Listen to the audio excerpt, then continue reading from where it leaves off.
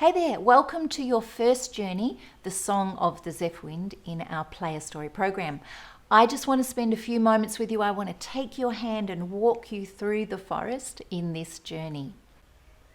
The scenes are always displayed here across the top, which means you can always choose which scene you would like to look at. Let's go into the Zephyr Wind and check out lesson number 1. This is our introductory lesson, and we would love you just to spend your time here going through all of these videos. These introductory videos are going to set you up to be able to play beautifully with perfect posture and lovely relaxed hands. We're going to talk about the pedal, we're going to talk about your imagination, we're going to talk about how to finish a song, we're going to talk about the motif. There's so much really good stuff that I need you to know before we jump into our journey. If you're learning from a teacher, you might be asked to view these videos before you come to your first lesson. And then during your first lesson, you'll be introduced to all of these concepts together. Let's now have a look at lesson number 2. We're going to look at a typical play at home routine. This menu you can see here is the same for every single scene. So we've taken all the thinking out for you. All you have to do is drop through every single tab here. Let's go in and have a look what they look like. This is the motif, and it's a short musical idea that kind of captures the sound of the scene. And it's like a little jigsaw piece that you use to play across the piano to improvise to the scene. Now, I find that these are helpful if you need to go back and review your motifs for each scene, because you're going to want to play these lots of times, right? And instead of having to go in and watch all the coaching, you can just take a snapshot and use it like a little memory prompter. But this is where we really and truly begin our journey, and we have this little routine. Listen, learn, play, and explore. And I want you to think about this as your go-to routine for every single scene. So if you go into the listen here, you can listen and set the mood with the music and the storyteller. Or if you prefer, you could just listen to the music and you can just read along with the story. But you'll notice that these have got the music notes in there, and that means you're not going to play with these parts. The music's already there. There's no room for you to play in here for the moment. Just listen to the music as it sets the mood for you. Let's now go into the next step, learn.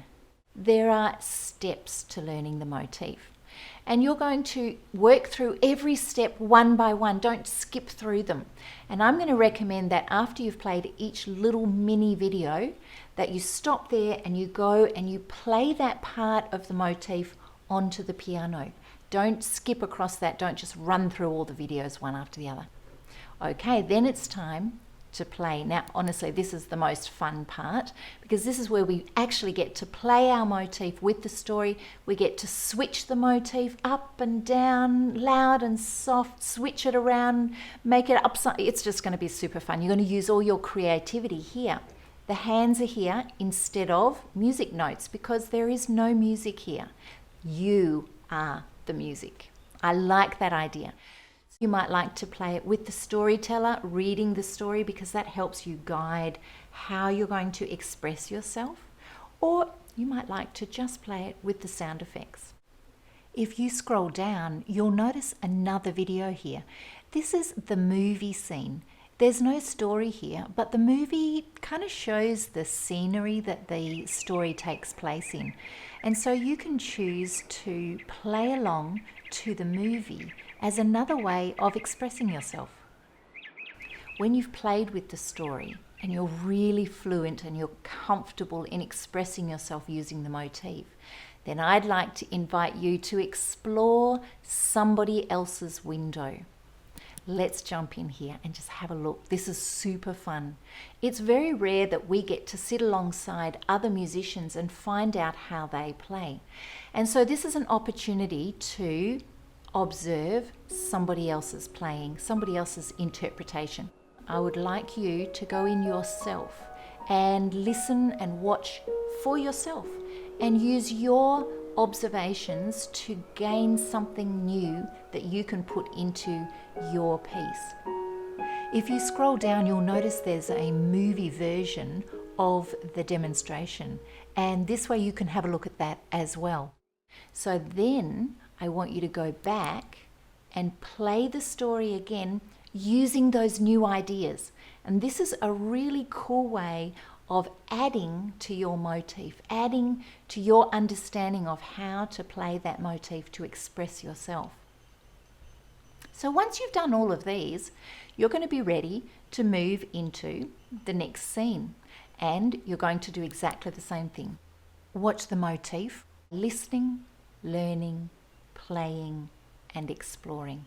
And for each scene, you're going to do that routine. How cool is that? I love it.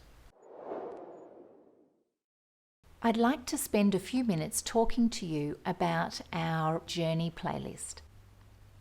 You could follow our whole journey just by going from one scene to the next. And that's a pretty straightforward way to navigate and to learn. Learn scene number 1, go to scene number 2, scene number 3, or you could learn it using lesson plans.